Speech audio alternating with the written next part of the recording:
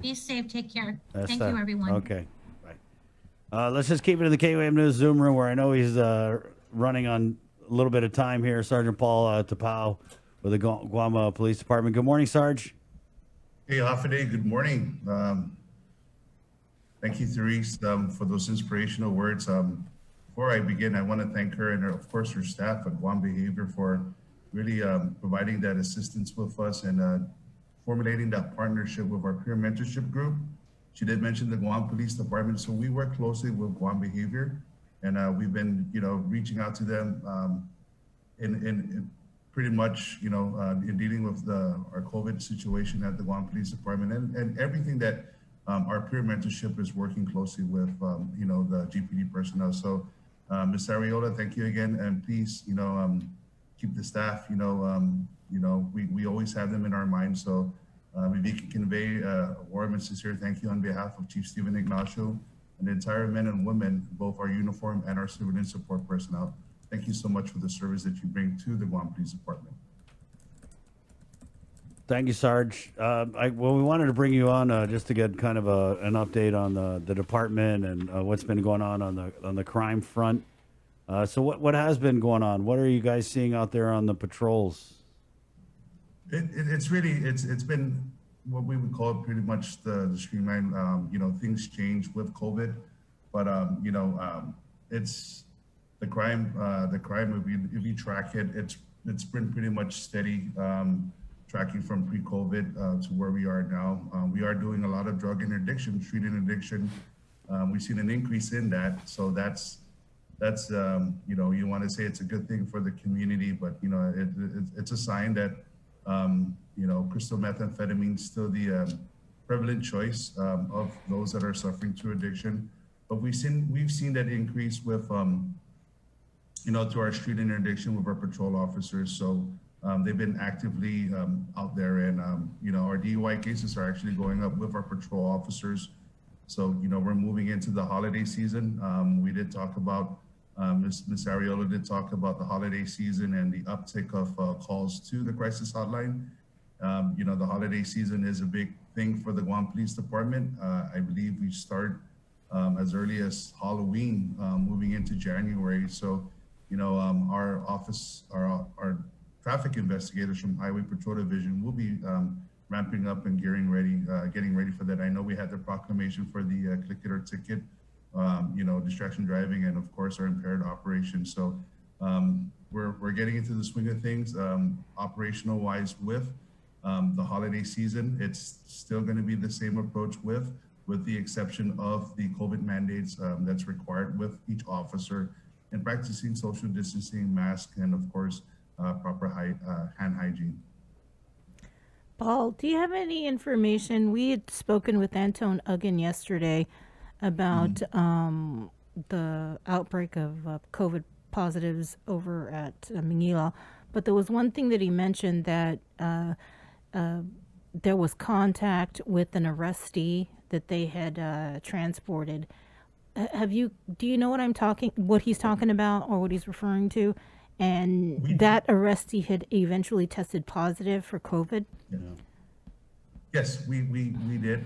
We worked closely with DOC, their intake, and of course, with their arrest procedures, we handled it accordingly in accordance with our general orders and our standard operating procedures.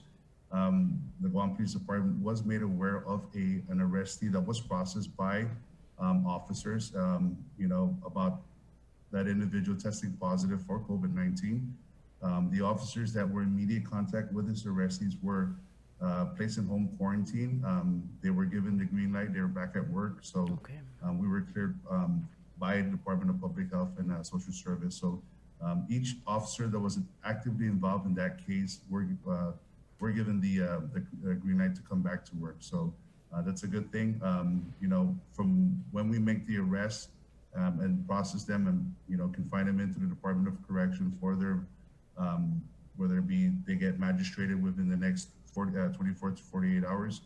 DOC has a protocol on how they treat and of course mitigate intake and processing of new arrestees or those that are going to be detained for magistrate hearings. Mm-hmm. Okay. Have you had any more officers test positive for the virus, Sarge?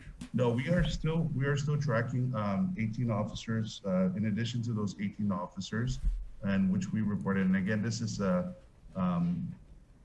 collective count of when COVID, when we first reported our first officer who tested positive, but we did add a civilian support employee from the Tactical Communications Command.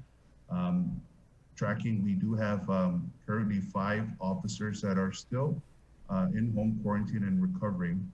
So they're at home, so they're recovering well, and they should be processing, of course, to get clearance from Department of Public Health, should they be ready to come back to work. So as we reported, we're also seeing our officers recovering and returning back to service and back online. You said 5 home quarantine. You mean in isolation? Home isolation? Yes, Okay. they are recovering. These are our active COVID employees with the Guam Police Department, which includes the one civilian support employee that is assigned to the Tactical Communications Command. So, with a lot of things that were happening within that week, we had to transfer operations from the Southern Precinct. We want to thank again, Guam Homeland Security, the Guam Fire Department for stepping up in such short notice and providing the mobile command posts, and of course, GFD with a deep cleansing of the Southern Precinct Command. So the 2 officers that we reported from the Southern Precinct Command are still at home and actively recovering. Mm-hmm. Paul, they just wrapped up public health. Just wrapped up the public hearing on the implementation of fines and fees and penalties for violations of public health guidelines and directives and the governor's executive orders. How is GPD preparing? We'll adjust accordingly. And again, it's going to take legislation approval. These are things that need. No, I don't. Does it take legislative approval? I thought the governor is flexing her superpowers. I'm sorry? I don't think it needs legislative approval. They waived the AAA process, right? Yeah. Oh, okay. If they give us the authorization again, we'll get guidance from our agency head, Chief Steven Ignacio, and how to proceed forward. Again, we work closely with the Office of the Attorney General, and if we get the clearance that these are the mandates and how we're going to move and execute, and based on the executive order, and of course our agency head, Chief Steven Ignacio, approves the how we move forward with the executive order, then we'll adjust accordingly and move forward with that. So, again, we've been preparing for that. We've had, since the first executive order with the restrictions of the roadway, and of course the closures of the park, working closely with DPHS. And just to remind the community that DPHS, since we first started, has been the regulatory enforcing agency with the issuing of violations and everything.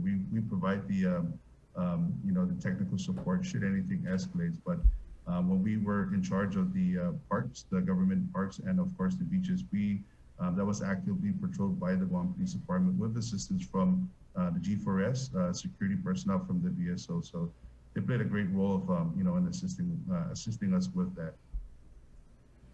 Do you know how this is going to work? If somebody calls in, hey, there's a social gathering, there's more than 20 people.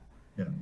Not just yet. GPD going to be I dispatched out there? think it's a little bit too early for us to release anything, or to, again, we would have to, an operations plan would have to be implemented by our, the top heads, Chief Steven Ignacio, Major Manny Chong, the acting police commander, and of course, all the precinct, the district commanders, and how we would adjust and of course execute the executive order should it move forward.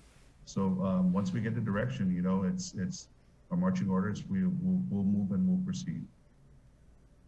Okay. Yeah, it just would be nice for the public to know, how this is all going to pan out, since this is the direction that look at the we're numbers in heading. the last 3-4 days, we're touching the triple digits, Right, and yeah.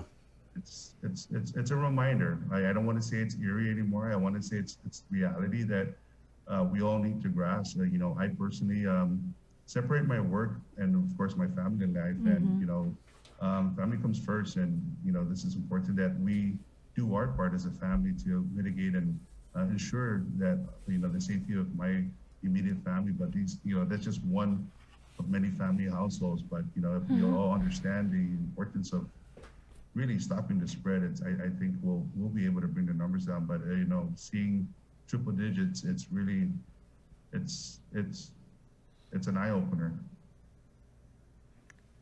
Anything new with regard to the shooting that occurred in Tamuning? Nothing new. Just pretty much what we reported during the press con with Chief Stephen Ignacio. Again, we are going to maintain the integrity of the investigation. We're getting the lead assistance from Guam Customs and Quarantine, and of course the Office of the Attorney General in both the criminal and the administrative investigation. So nothing really to report. We would like to keep that, just in order to protect integrity. I know this is the community has been asking, but rest assured that transparency will be brought forward, and moving forward with the case.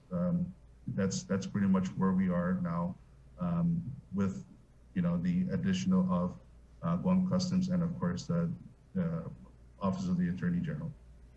Do you know if there's been any discussions about possibly assisting the Department of Corrections should they need help because of the positive cases?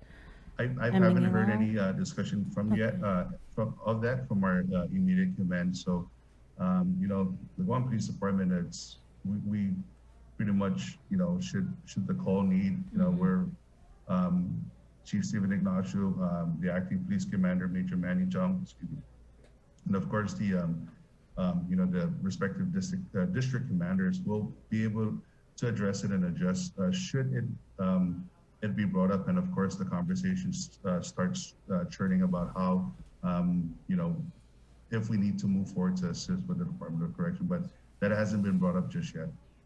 Okay. All right, Paul, thank you. Stay safe. I appreciate you guys. Appreciate Thank you. Great job, man, with the coverage, and and continue to keep the island posted about what's happening with COVID. And it's reality now. If we look at the triple digits, I personally look at it as a family man, and there's concerns, but we do our part, and assuring that my family stays safe. So do your part and mask up, practice social distancing, and it's there. So take care. Thank you, Sarge. That's okay. 9:19. Take a quick break. We're back with more of the Link on the Breeze next. Good morning, Guam. The holidays are almost here, and we could all use an extra dose of cheer and joy this year. So we're breaking the rules and giving you a holiday head start